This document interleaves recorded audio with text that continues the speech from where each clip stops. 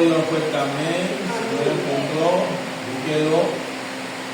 No sé si está antes o después de enero, pero está por ahí. Antes de enero.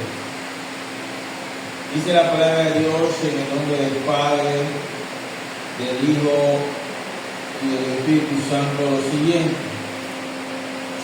Pablo, prisionero de Jesucristo, y el hermano Timoteo, al amado Filemón, colaborador nuestro, y a la amada hermana Apia y a Arquipo, nuestro compañero de milicia, y a la iglesia que está en su casa. Gracia y paz a vosotros, de Dios nuestro Padre y del Señor Jesucristo. Doy gracias a mi Dios, haciendo siempre memoria de ti en mis oraciones, porque oigo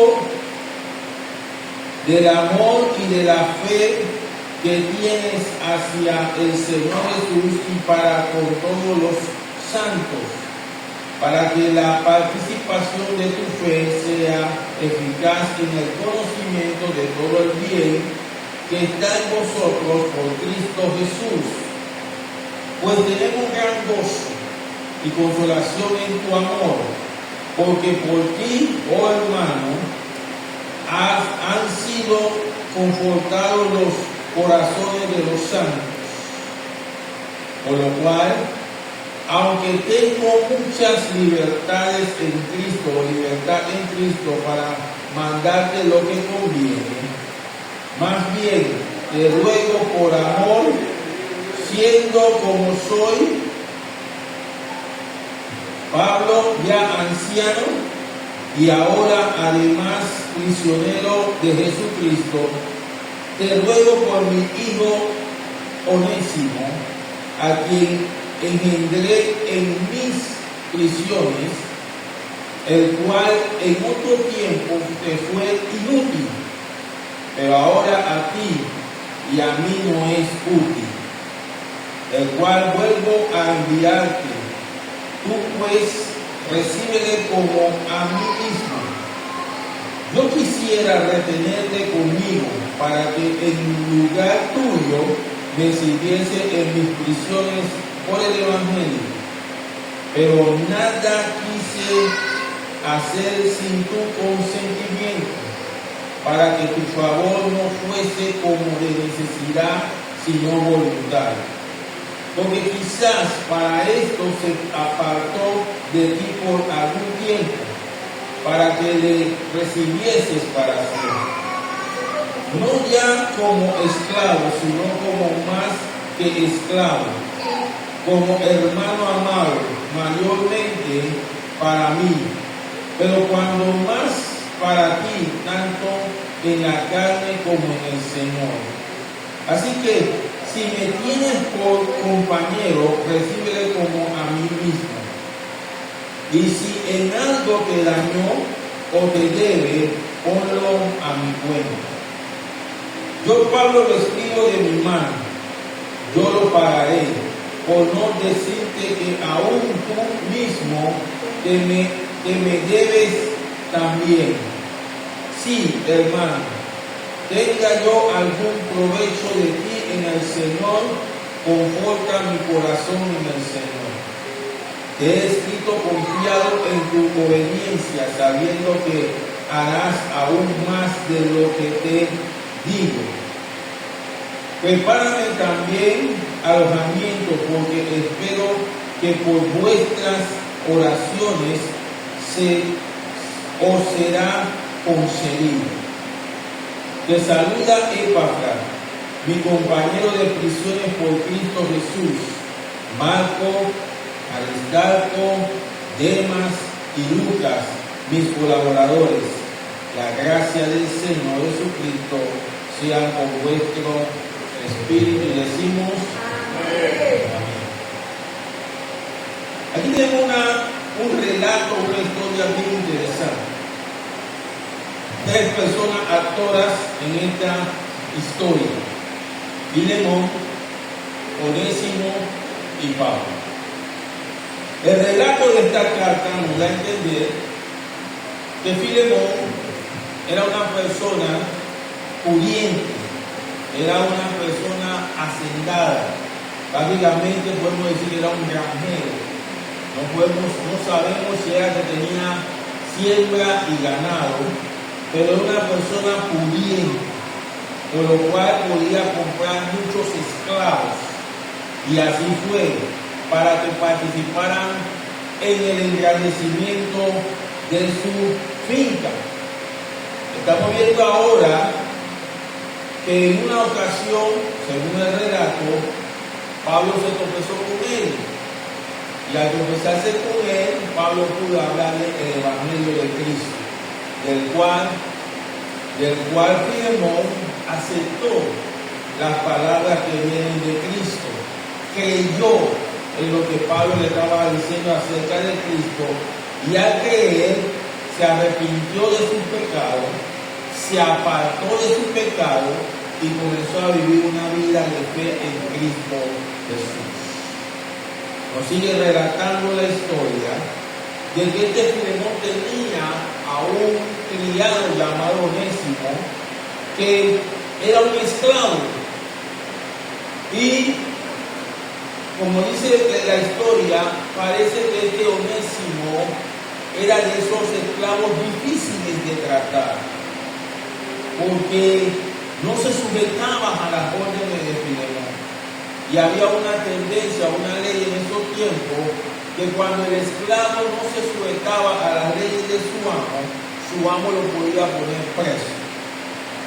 Que creo que eso fue lo que ocurrió, porque Pablo se tropieza con Onésimo en la prisión y comienza a hablar del Evangelio a Onésimo. Y Onésimo acepta a Cristo como Señor y Salvador personal de su vida. No se establece el tiempo en que Onésimo estuvo preso, pero da a entender que estuvo bastante tiempo preso. ¿Por qué digo esto? Porque existían leyes en Roma y también en la ley de Moisés sobre las actuaciones de un esclavo, cómo se adquiría un esclavo y cómo se le podía dar su libertad. La ley de Moisés establece que cuando una persona era comprada, puede ser que José, el hijo de Jacob, fue comprado como esclavo, fue llevado a la casa de Potifar y por una mala información que recibió Potifar de parte de su mujer, por pura palabra, una falsedad y una mentira, Potifar lo pudo meter preso. Y que dice la Biblia que José, estando preso, la gracia de Dios estuvo en él y él pudo no solamente mantener su fe, sino también hablarle a otros. Ese mismo caso lo podemos relacionar con Onésimo. Entonces, las reglas para obtener a una persona y tenerla como esclavo eran las siguientes. Uno, que la persona fuese vencida en guerra. En esos tiempos constantemente existían guerras. Y el país que perdía o el pueblo que perdía se convertía automáticamente en esclavo del pueblo que ganaba. Allí se escogía a las personas robustas, no solamente a todos se les escogía, hasta los niños y mujeres se escogían y se llevaba al mercado y se le vendía. Se le establecía un precio, la persona que lo compraba entonces adquiría como dueño a las personas que compraban, en otra palabra, lo que se convertían en esclavos. Los esclavos tenían que ser identificados unos de otros. ¿Para qué? Para que no hubiese confusión. Cada persona que compraba un esclavo tenía que tener una identificación. Es igual como hoy en día que se hace con las marcas, que se le pone una marca. Bueno, a los esclavos también se le ponía una marca. Y por lo general, esa marca representaba la persona del dueño que lo compró. Esa marca podía ser un sello que se ponía en carne viva al ser humano, podía ser unas argollas que se ponían aquí en la nariz, otras en las orejas, otras en las manos y otras en los pies. O sea que la persona que veía la prenda sabía de quién era, que sabía quién era su dueño.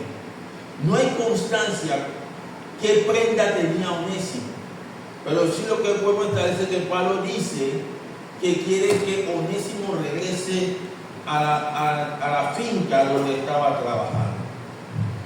¿Cómo se hacía una vez que el esclavo cumplía con su periodo? Según la ley de Moisés, una vez que el esclavo pagara todas sus deudas, porque también había prisión por deuda. Y como prisión por deuda, el dueño de una finca, el dueño, o sea, un jefe de Estado, un militar, el dueño de una empresa podía acercarse en la cárcel y también pagar la deuda de esa persona, y esa persona se convertía en esclavo de ellos. ¿Se acuerdan el caso de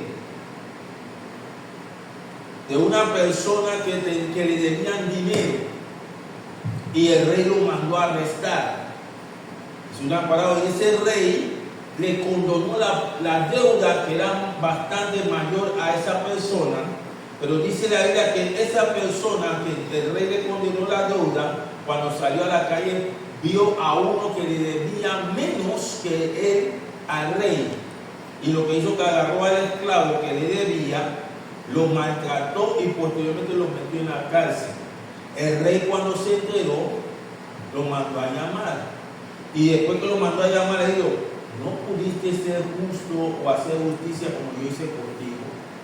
Yo te condené la deuda, tú tenías que haberle condenado la deuda a la persona que te debía. Como él no quiso, entonces el rey lo mandó preso. Entonces, cuando la persona era rebelde, el dueño o la persona que era su dueño tenía la facultad de meterlo preso, o de matarlo, o volverlo a vender. Cosa que eso no ocurre en el caso de Onésimo, que era esclavo de Filemón. Lo que hizo Filemón es que lo metió preso. Dentro de la prisión, se reiteró, Pablo comenzó a hablarle y hizo que él se arrepintiera de su pecado y se apartara de las cosas que pertenecían al mundo. Cuando estamos refiriendo al mundo, estamos hablando de lo que el mundo conoce como pecado. A su nombre. Entonces, una vez que la persona cumple con el tiempo que le establece el juez y estaba preso, se le devolvía a su dueño. En el caso tal, vemos que Onésimo cumple su periodo de prisión.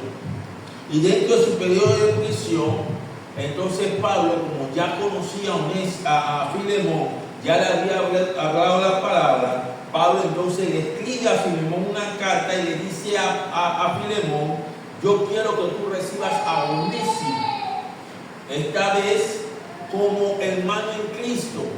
Pablo dice: sabemos que Onésimo antes te estaba dando batalla o tiempo duro, pero ahora no. Así que recíbelo ahora de nuevo, nuevamente en tu hacienda, pero ahora no lo recibas, dice Pablo, como un esclavo, recíbelo como un amigo. En pocas palabras, Pablo le está pidiendo a Filemón que liberte a Onésimo. La Biblia no establece, o esta carta no establece, si Filemón accedió a los hechos o la solicitud que estaba haciendo Pablo. Pero una cosa Pablo dice: así como tú estás orando por Onésimo, ora por mí, porque cuando yo salga de aquí yo voy a tu finca. ¿Cuál es la finalidad de que Pablo fuera allá? Para certificar con sus ojos si era cierto el acuerdo que Pablo le estaba solicitando a Filemón referente a Onésimo.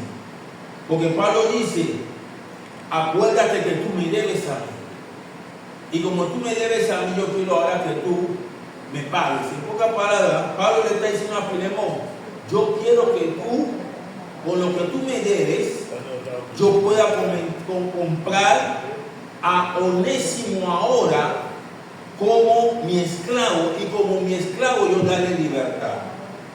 Esta historia, hermano, es tan interesante porque si nosotros la asemejamos con Cristo, la Biblia nos enseña que cuando Adán y Eva pecaron, ellos entregaron su vida a Satanás. Ellos se convirtieron en esclavos de Satanás. Por ende, todos los hijos o toda la gente que venía de Adán y Eva se convertía en esclavos automáticamente. Que es un punto que se me olvidó decir. Un esclavo, si se casaba dentro de la hacienda o del lugar del dueño, los hijos le pertenecían al dueño. La mujer le pertenecía al dueño. Entonces, si Onésimo se hubiera casado, tanto sus hijos como su esposa le hubieran pertenecido a Filemón. Por eso que es interesante, porque reitero, cuando Adán y Eva pecaron, aleluya, ellos se convirtieron en esclavos de Satanás. Y todos los hijos también se convirtieron en esclavos de Satanás. Por eso que a nosotros nos dicen que nosotros somos pecadores. Porque somos pecadores por causa de el pecado que cometió Adán. Pero ¿qué hizo nuestro Señor Jesucristo, al cual tenemos que darle la gracia? Dios mandó a Jesucristo a la tierra por amor, para que Jesucristo nos comprara a precio de sangre. ¿Por qué a precio de sangre? Porque mediante acuerdo no se podía hacer un trato con Satanás. Satanás es una persona, un ser espiritual que fue derrocado del cielo, o sea que por ende los derechos del cielo no le pertenecen a él. Así que Dios lo que hizo fue que aplicó los derechos del cielo en la tierra, redimiendo a todo ser humano del pecado, y así lo que estaba establecido para nosotros, como dice en Romanos 3:23, por cuanto todos los pecados están destituidos de la gloria de Dios, Dios ahora a través de Cristo aplica lo que dice Romanos 6:23. La paga del pecado es muerte, para la vida de Dios es vida eterna en Cristo Jesús, Señor nuestro. El que se acerca a Cristo es redimido por Él. Si nosotros declaramos o nos arrepentimos de nuestro pecado, dice la Biblia que la sangre de nuestro Señor Jesucristo nos limpia de todo mal. En pocas palabras, nos limpia de tal manera que nosotros automáticamente somos liberados de manos de Satanás y ahora le pertenecemos a Cristo. Satanás ya no puede reclamar derechos sobre nosotros, porque lo que Cristo hizo en la cruz, el derramamiento en su sangre, aleluya, nos libertó de todo pecado que se estableció a través de Adán y Eva. Por fe nosotros somos salvos, por fe somos libres, por fe estamos justificados delante de Dios. Aleluya, Dios a través de su sangre cambió nuestra mente, nos apartó para Él, y por fe nosotros ahora tenemos que entender que no somos del mundo. Por eso que usted oye la expresión allá, yo no soy del mundo. Y la gente dice, los cristianos dicen, es que ustedes son mundanos, pero hay que entender, cuando Cristo nos compró, nos separó del mundo. Vivimos en el mundo, pero no formamos parte del mundo. ¿Por qué? Porque ahora yo tengo que obedecer al que me compró. Y al obedecer al que me compró, Él se convierte en mi Señor. Él se convierte en mi Salvador. Él se convierte en mi Dios. Y al convertirse en mi Señor, mi Salvador y mi Dios, yo tengo que hacer lo que Dios hace. Y nos preguntamos ahora, ¿qué Dios hace? ¿Cómo yo puedo saber lo que Dios hace? Simplemente la Biblia establece, y Jesucristo hablando dice, conoceréis la verdad y la verdad os hará libre. ¿Qué hace Dios? Dios ha venido a la tierra para enseñarnos la verdad. ¿Qué verdad? La verdad que rechazó Adán, y por ende toda la descendencia pagó. Ahora tenemos que aceptar la verdad para que todo lo que venga de mí en adelante nazca en el Señor. ¿Por qué? Porque al yo ser comprado con Cristo, si yo me caso y nacen mis hijos, todos le pertenecen a Cristo. A su nombre. Gloria. Por eso que tenemos que hablar con fe. Porque cada vez que hablamos con fe, nosotros estamos garantizando y asegurando de que Dios es nuestro Padre. Por eso que la Biblia dice, y no solamente nuestro Padre, nuestro pastor. ¿Cuál es la función de un pastor? Guiar a las ovejas. Si lo asemejamos o lo asimilamos con nosotros, ¿cuál es la función de un pastor? Guiar a los que están detrás de él. En pocas palabras, el término pastor podemos utilizarlo como guía, porque nosotros no conocemos el área espiritual. Dios conoce el área espiritual. Entonces, Él es el que nos guía a toda la verdad. Él es el que nos enseña el camino. Él es el que nos dice cómo tenemos que vivir. Porque como no conocemos el camino, tenemos que saber cómo andamos. Y si no conocemos cómo andamos, ¿cómo vamos a tener una vida o una libertad en el lugar donde caminamos? Un ejemplo sencillo. Y siempre humanamente nosotros lo practicamos. Las personas que saben nadar, ellos se quieren tirar en cualquier agua donde ellos ven. ¿Por qué? Porque ellos están seguros que ellos saben nadar. Pero no nos podemos tirar en cualquier... Tú no te puedes tirar en un río caudaloso porque tú sabes nadar. Tú tienes que alguien te explique cómo hacerlo, o si es necesario tirarte o no tirarte.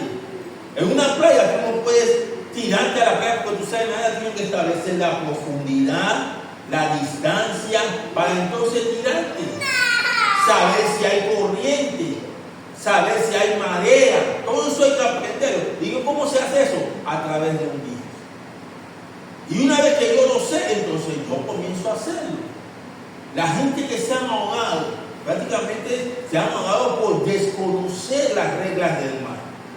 Iguales son las cosas de Cristo. Si nosotros desconocemos las cosas de Cristo, prácticamente nos ponemos a merced de Satanás. Pero la intención de Dios es que tú no te pongas a merced de Satanás. La intención de Dios es que tú permanezcas, aleluya, arraigado o esté al lado de aquel que hizo todo el esfuerzo en la cruz para mantenerte libre. Por eso la Biblia dice, conoceréis la verdad.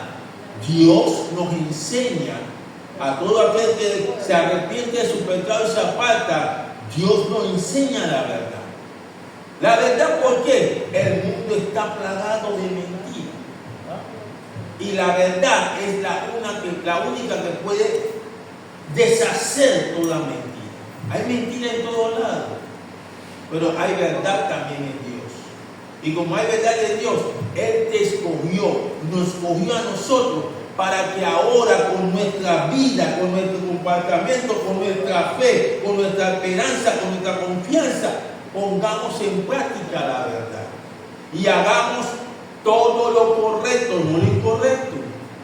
Ejemplo, Dios estableció el matrimonio, el diablo estableció la fornicación, el adulterio, la libertad sexual, el homosexualismo, el lesbianismo, estableció la orgía. Entonces, ¿qué tenemos que hacer nosotros? Si conozco la verdad, me tengo que alejar de todo eso para entonces irme por la verdad. El diablo estableció la drogadicción.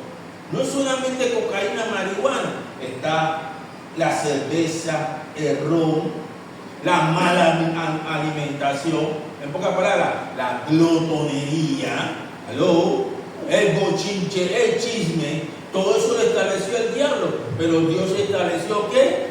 Aprender a comer, aprender a vivir, aprender a dormir, aprender a deslizarte en las cosas que da la creación. Y ahí le marcamos la diferencia. ¿Por qué dicen amén a eso? Yo quiero cerrar esta pequeña exhortación motivando a los hermanos a que no perdamos nuestra fe, a que no perdamos nuestra esperanza, a que tengamos presente que el amor de Dios prevalece en nosotros. Y el amor de Dios sobrepasa todo entendimiento. ¿Por qué sobrepasa todo entendimiento? Como decía a Tito, que es el apodo del muchacho que está, como decía a Tito, cuando tú aprendes a amarte a ti, tú puedes amar a otro. Pero si tú no te aprendes a amar a ti, jamás vas a poder amar a otro. ¿Por qué? Porque cuando tú te amas a ti, tú te conviertes en reflejo del otro y puedes hacer ejemplo. ¿Ve? Y si la Biblia me dice que yo tengo que honrar a padre y madre, si yo me amo a mí, yo puedo honrar a quien que me parió, a quien que me crió, a quien que me está dando todo. Si yo puedo amarme a mí mismo, yo puedo ir a cualquier empresa, a cualquier casa y no tocar lo que es de ellos. Porque yo sé que eso no es de ellos, no es mío, es de ellos. O sea, en pocas palabras, no voy a robar, no voy a hurtar. Si yo me amo a mí mismo, yo sé que no voy a meterme en nada que me afecte, ¿eh? Como la droga, como el alcohol, el cigarrillo y todo lo que tenga que ver con el amor. Si yo sé que yo me amo a mí mismo, yo sé que yo voy a cuidar mi cuerpo, no voy a alterarlo, no voy a tener un pensamiento libre, mañana me voy a morir, así que hago con mi vida. No, yo voy a aprender a amar, y al amar yo voy a querer que otros también tengan la misma experiencia que yo. Así que vamos a ponernos de pie. Vamos a pedirle a Dios, aleluya, que nos enseñe a amar como Él nos amó a nosotros. A pesar de que Dios, en las cualidades que mandó a la tierra, que es el fruto del Espíritu Santo, puso un punto que se llama amor, nosotros tenemos que decirle a Dios que desarrolle ese amor que puso en nosotros. Porque el amor que puso en nosotros nos puede ayudar en la tentación, nos puede ayudar en las pruebas, nos puede ayudar en el vivir. Porque cuando tú amas, tú sabes cómo salir del problema. Cuando tú amas, tú sabes cómo, aleluya, no caer en tentación. Cuando tú amas, tú sabes qué hacer en el momento de la verdad. Vamos a orar.